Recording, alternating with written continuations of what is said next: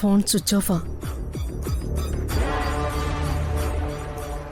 പാതിരാത്രി തൊട്ടേ ഇവിടുന്ന് ഇറങ്ങിപ്പോവാൻ മടിയില്ലാത്തവൾക്ക് ഒരു ഫോൺ സ്വിച്ച് ഓഫ് ചെയ്യാനാണോ പ്രയാസം?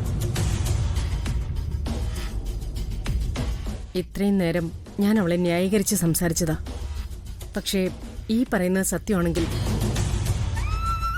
നമ്മൾ ആരും അറിയാതെ അവൾ സിനിമയിൽ അഭിനയിക്കാൻ പോയിരിക്കുകയാണെങ്കിൽ പിന്നിങ്ങോട്ട് തിരിച്ചു വരുന്ന കാര്യം ആലോചിച്ചിട്ട് മതി. ഏട്ടത്തി എന്താ ഈ പറയുന്നേ? പിള്ളേരല്ലേ, അവർക്ക് അവരുടേതായ ആഗ്രഹം കാണില്ലേ? ഇങ്ങനൊരു കാര്യം നിന്റെ മകൻ ചെയ്താൽ നീ സഹിക്കോ? ഇതൊരു പെൺകുട്ടിയാണ്.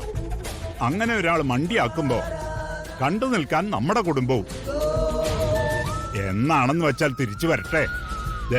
എന്തായാലും ദേവനാരായണൻ തിരുമേനിയും യശോദയും വിളിച്ച് കാര്യങ്ങൾ ചോദിച്ച് വ്യക്തമാക്കിയിട്ടല്ലാതെ ഇനി അവളെ ഈ വീട്ടിൽ കയറ്റുന്ന പ്രശ്നമേ ഇല്ല. അപ്പോ അന്തസ്സുള്ള തീരുമാനങ്ങൾ എടുത്തു. ഇനിയെങ്കിലും തിരിച്ചറിവുണ്ടായ എല്ലാവർക്കും കൊള്ളാം. വരുൺ, നീ ആ പ്രൊഡക്ഷൻ കൺട്രോളർ കാണുമ്പോഴേ ഒന്നുകൂടെ ഒന്ന് ചോദിച്ചു നോക്ക്. തിരിച്ചു വിളിക്കാനൊന്നുമില്ല, അവിടെ എവിടെയെങ്കിലും ഉണ്ടോന്ന് അറിയാൻ വേണ്ടിയാ. ചോദ്യം ചെയ്യലൊക്കെ കഴിഞ്ഞല്ലോ, കിട്ടേണ്ട മറുപടിയും കിട്ടിയല്ലോ. വരണേ, നീ ഇങ്ങ് വന്നേ. വന്നേ.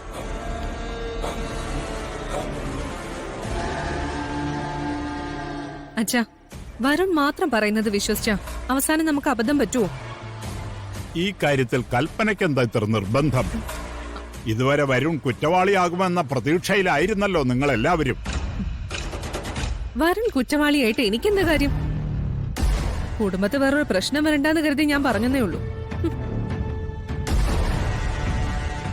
പോയവരൊക്കെ പോട്ടെ അച്ഛാ, ബാക്കിയുള്ളവർക്ക് കൂടെ ജീവിക്കണ്ടേ?